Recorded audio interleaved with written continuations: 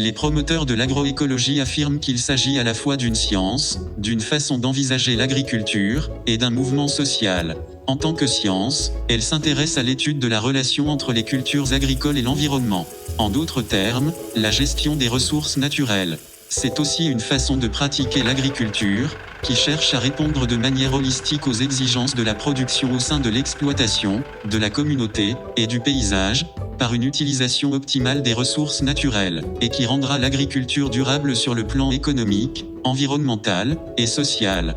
Les petits producteurs de denrées alimentaires sont identifiés comme des acteurs clés dans la production, l'essai, l'affinage, et la diffusion des informations et des connaissances sur l'agroécologie.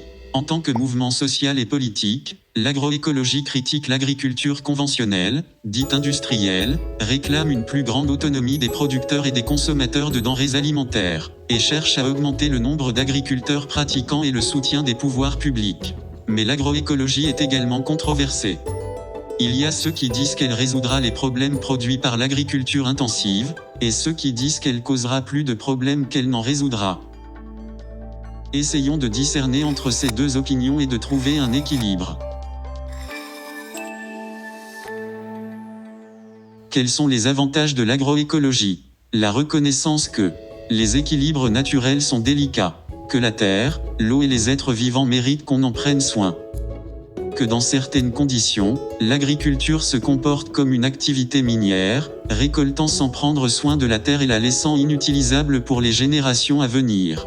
Et que l'agriculture conventionnelle conduit dans certains cas à l'utilisation excessive de pesticides, plus ou moins toxiques, ou d'engrais, qui peuvent polluer les aquifères s'ils sont utilisés en excès.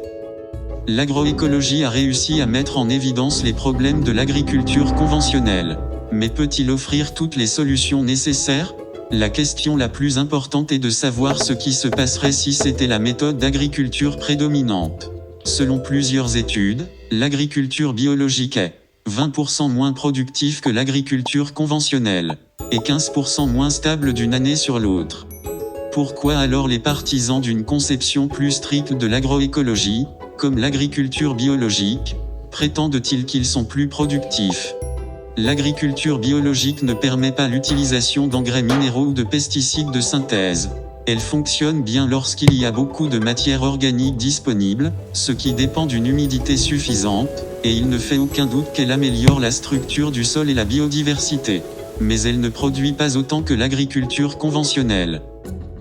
Pourquoi, alors que de multiples études ont calculé les rendements, tant de gens pensent-ils que l'agriculture biologique est plus productive? Premièrement, en raison d'une mesure insuffisante des rendements. Les études qui parlent des rendements en agriculture biologique comparent les rendements avant l'introduction des améliorations agroécologiques, avec une situation antérieure sur des sols mal entretenus. Mais ils ne comparent pas les rendements de l'agriculture biologique, avec ceux de l'agriculture conventionnelle, dans les mêmes conditions.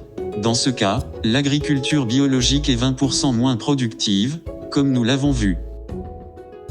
D'autre part, parce que les rendements plus faibles sont en partie dus au fait que peu de projets agroécologiques font des analyses de sol, pour voir si l'apport de compost compense l'extraction de nutriments. Chaque fois que la culture est récoltée, l'azote, le phosphore et le potassium sont éliminés avec le produit agricole, et ne retournent pas dans le sol. Ces derniers doivent être réapprovisionnés et nous devons savoir quelle quantité est nécessaire.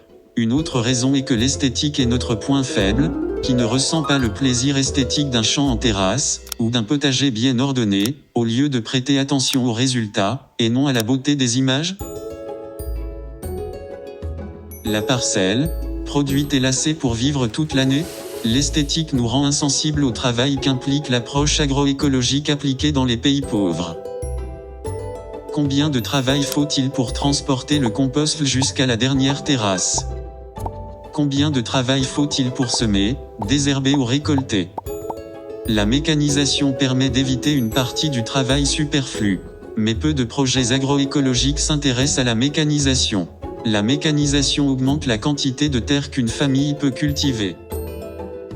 Avec des houes, 1 hectare représente déjà beaucoup de travail.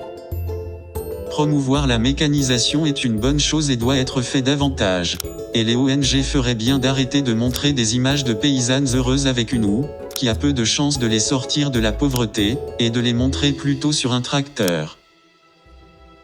En conclusion, quelles seraient les conséquences d'une application irréfléchie de l'agroécologie? On parle d'irréflexion lorsque les méthodes conventionnelles sont écartées alors qu'elles sont nécessaires. La première et la plus grave des conséquences concerne le changement climatique. Une productivité moindre par hectare signifie que davantage d'hectares sont déboisés pour créer davantage de terres arables. Deuxièmement, lorsque nous ne nous occupons pas de la reconstitution des nutriments, notamment dans les zones arides, où l'on ne produit pas assez de compost, nous dégradons le sol que nous pensons améliorer. Nous devons toujours reconstituer les nutriments, avec du compost si possible, mais s'il n'y a pas assez de compost, nous devons le compléter avec des engrais chimiques. Et enfin, faites attention aux conseils que nous donnons. L'agriculteur considère comme dangereux le conseil de quelqu'un qui n'a pas à vivre du résultat de ce conseil. Dans l'agriculture, il n'est pas facile de trouver la bonne solution qui rende compatible la nécessité de prendre soin de l'environnement, avec le besoin des familles d'agriculteurs de gagner leur vie. Ne manquons pas de rechercher cet équilibre.